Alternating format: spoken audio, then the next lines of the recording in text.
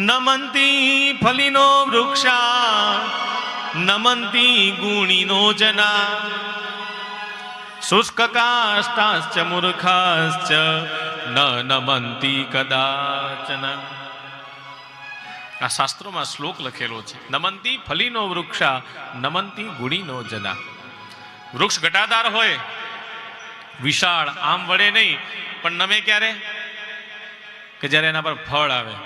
એટલે એને ગમે તેવું સાહેબ આટલા ફળ આવે ને એટલે અભિમાન ના વધે ને, એટલે ભગવાન એને નમતા શીખવાડ્યું.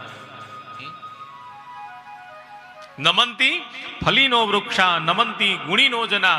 ગુણવાન માણસની વ્યાખ્યા શાસ્ત્રમાં ઋષિ મુનિઓએ આની સાથે કરેલી છે.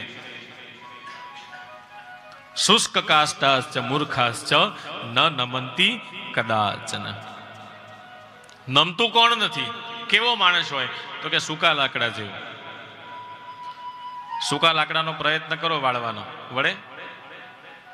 બહુ વધારે પ્રયત્ન કરીએ તો તૂટી જાય સાહેબ. એટલે ઘણા માણસ આના જેવા હોય,